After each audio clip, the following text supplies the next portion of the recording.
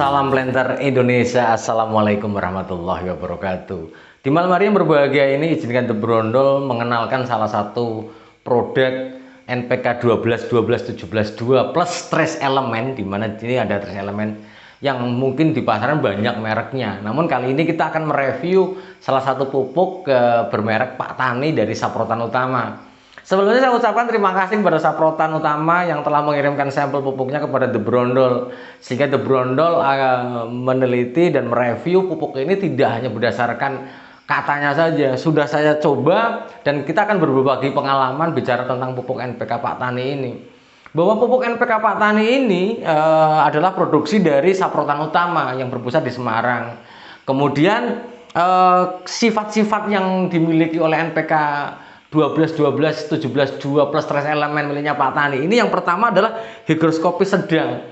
Bahwa NPK Pak Tani ini cukup unik, saya bilang bahwa ini salah satu termasuk pupuk NPK yang light ya, ketika dalam posisi yang kering itu sangat relatif terang ya dibandingkan dengan pupuk NPK lainnya.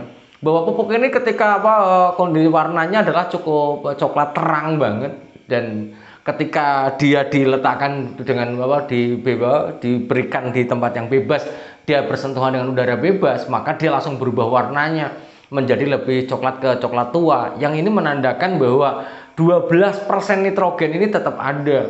Walaupun nanti kita akan coba melarutkannya. Seperti apa 12% miliknya Pak Tani ini? Bahwa ketika kita bicara tentang higroskopis, karena sangat penting, karena bahwa NPK ketika memiliki higroskopis yang tinggi berarti dia adalah mudah bereaksi harusnya, atau mudah hancur, atau mudah larut di lapangan. Ternyata dalam sepersekian menit saja saya biarkan sudah sudah berubah warnanya, yang awalnya light terang kemudian dia berubah menjadi relatif tua karena dia sudah bersentuhan dengan udara bebas dan bereaksi dengan udara bebas. Itulah yang namanya higroskopis ya. Kemudian yang kedua, daya larutnya adalah sedang. Sebagai contoh kita langsung buktikan saja. Kita ambil air sini ya. Kemudian kita ambil pupuk NPK-nya beberapa sendok.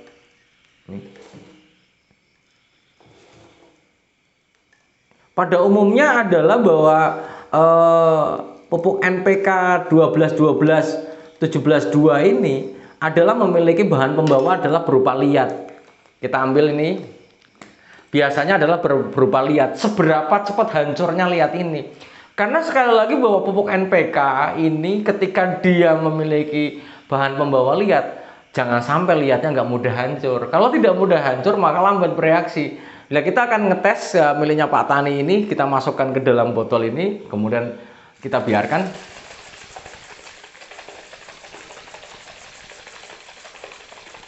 Kemudian kita kocok. Nah, ternyata langsung hancur. Karena memang berarti kualitas liat sebagai bahan pembawa miliknya NPK 12-12-17-2 plus trace elemen miliknya Pak Tani ini cukup bagus. Karena dia memang mudah hancur nih. Ini nanti tak zoom, ini hancur. Nih, walaupun tetap tidak 100% dia larut sempurna karena pembawanya adalah liat.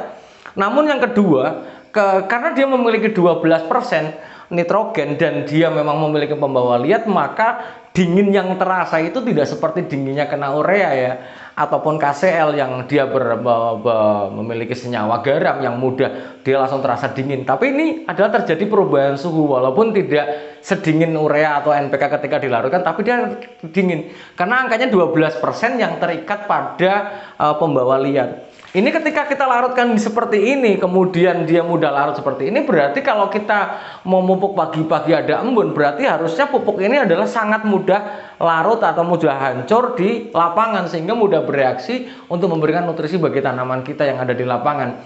Kemudian dengan adanya daya larut, maka berhubungan dengan kecepatan reaksi untuk penyapa sebagai sumber unsur hara bagi tanaman kelapa sawit kita. Nah, penggunaannya. Di dalam penggunaan NPK 12-12-17-2 plus trace elemen mungkin sudah kita bahas banyak ya di The Brondol. Namun bahwa sekali lagi bahwa kalau versinya The Brondol bahwa 12-12-17-2 plus trace elemen ini digunakan untuk tanaman belum menghasilkan. Kenapa? Karena kalau digunakan untuk tanaman yang sudah menghasilkan, angka 17% ini di kaliumnya menurut saya masih kurang. Harusnya berada pada level 27%. Karena bahwa kebutuhan terbesar untuk unsur hara untuk tanaman yang sudah menghasilkan, ada nisbah panen yang dipanen pada kelapa sawit yang sangat intensif, membutuhkan kalium dalam jumlah besar. Sehingga 12-12-17-2 ini bagusnya adalah digunakan di pembibitan MN di usia 4 bulan. Sekali lagi di usia 4 bulan. Yang 1 bulan apa Pak Pendi? Adalah 15-15-64. Lah, kemudian yang kedua adalah digunakan untuk tanaman belum menghasilkan. Pak Pendi ke 12-12-17-2 ini kenapa di tanaman belum menghasilkan? Sementara tanaman menghasilkan kan hanya butuh yang besar, daunnya bagus. Tidak. Di dalam penggunaan NPK 12-12-17-2 untuk tanaman yang belum menghasilkan, yaitu 0-3 tahun, adalah mempersiapkan pembungaan sangat-sangat baik tanpa meninggalkan vegetatif. Sehingga bahwa dengan adanya 12% nitrogen ini, maka pertumbuhannya vegetatifnya akan terjaga tanpa meninggalkan adanya kalium yang besar. Kalium yang besar pada tanaman belum menghasilkan selain selain mempersiapkan bunga, tapi adalah membesarkan bonggolnya. Ini perlu dicatat sehingga para planter dan para petani semuanya menggunakan 12-12-17-2 ini dengan walaupun di tanam belum menghasilkan tapi tidak meninggalkan 17% kalium ini. Karena apa? Pembentukan bunga kita cukup panjang. Penyerapan unsur hara cukup panjang, penyiapan bunga juga cukup panjang, sehingga ketika penyiapan bunga yang nanti untuk persiapan panen perdana nanti supaya besar, maka kita menggunakan kalium yang besar. Tidak pada saat panen saja menggunakan kalium besar, tapi di TBM kita sudah menggunakan NPK 12-12-17-2 yang kaliumnya relatif besar. Kemudian kalau menurut rekomendasi PPKS bahwa tahun pertama adalah 3,25 kg NPK 12-12-17-2, di bulan ketiga 5 ini. Kemudian di tahun kedua kita butuh 5,5 kg, di tahun kedua kita butuh 5,5 kg, di tahun ketiga kita butuh 6,5 kg. Di mana bahwa pembagiannya di tahun pertama bulan 3, 5, 8, 12, di tahun kedua kita butuh di bulan 16, 20. Untuk detailnya silahkan WA saya yang ada di depan ya. Di beberapa tempat juga ada WA saya. Saya minta tabel pemupukan ini akan saya langsung kasih hasil dari PPKS. Kemudian di rekomendasinya di kemasan NPK 12-12-17-2 milik Pak Tani ini ternyata di dalam kemasannya adalah menyebutkan 2-3 kg aplikasi diberikan 2 kali setahun, yaitu adalah jadi totalnya adalah 4-6 kg. Saya kira sih sudah mumpuni. Namun ketika kita punya rekomendasi dari di balai yaitu adalah PPKS sendiri, kenapa nggak kita pakai yang ini gitu. Kemudian butirannya ya. Jadi kalau saya lihat di dalam NPK Pak Tani ini butirannya relatif kecil sehingga memang memudahkan cepat hancur. Dibandingkan ada beberapa NPK yang butirannya besar-besar, bahkan saya kemarin dikirimi sebuah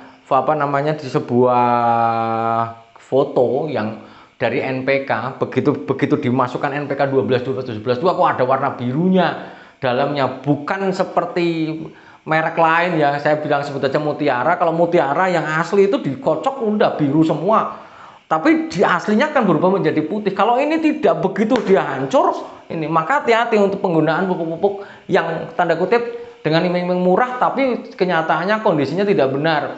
Lah kalau kita lihat di sini ya, ini dari pupuk ini hancur segini, maka memang kualitas paten ini dan lama-lama dipegang ada perbedaan suhunya karena memang mereaksi dari nitrogennya. Kemarin saya dikirimi sampel dari seorang petani, begitu dicampur seperti ini warnanya biru. Beda dengan NPK Mutiara 1616. Begitu dia Mutiara 1616 itu dia biru, udah airnya warnanya biru. Tapi hati-hati di pupuk palsu sampai dia adalah kerlap-kerlip birunya tuh sampai di pengendapannya ini. Hati-hati jangan tergoda harga yang murah pada saat ini. Kemudian adalah ini yang itu adalah selanjutnya adalah bahan pembawa liat. Jadi kesimpulannya menurut Pak Pendi apakah pupuk NPK 12-17-2 plus TE miliknya Pak Tani ini apakah recommended atau enggak sih? Saya bilang ini sangat recommended. Satu, hygroskopis. Yang kedua, mudah hancur. Dan kalau masalah unsur hara miliknya Saprotan Utama tidak usah dipertanyakan lagi, pasti sudah melalui standar nasional Indonesia. Sehingga memang kenapa saya berani mereview Pak Tani ini, saya bisa bilang kirimi saya barangnya, saya akan coba ini, ternyata memang mudah hancur. Kemudian kalau dari hasil analisis yang diberikan dari supportan utama kepada saya, hasil analisisnya, sampelnya dari gudangnya, tadinya benar bahwa kita sudah memiliki standar nasional 12 12 17 2, berarti harus memiliki minimal 12% nitrogen, 12% P2O5, 17% K2O dan 2% magnesium oksida, ternyata sudah memenuhi syarat. Maka belilah pupuk yang asli dari outlet resminya, ataupun sekali lagi jangan tergoda barang murah, karena barang murah belum tentu baik, baik secara finansial tapi belum tentu baik secara kualitas. Kemudian bagi Bapak Ibu semuanya yang membeli dalam jumlah banyak, nggak ada salahnya kita coba. Hancur, mudah hancur nggak?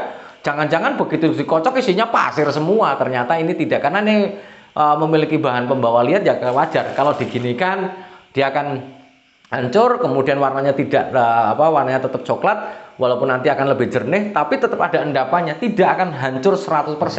Hal ini memang untuk ketika berpembawa liat ini berarti artinya bahwa NPK Pak Tani ini masih terjangkau harganya untuk para petani semuanya, dibandingkan dengan pembawa NPK yang memiliki bahan pembawa yang tidak liat, yang harganya ya jujur relatif mahal pastinya.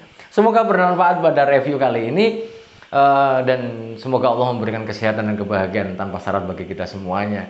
Terima kasih. Salam Planter Indonesia. Assalamualaikum warahmatullahi wabarakatuh.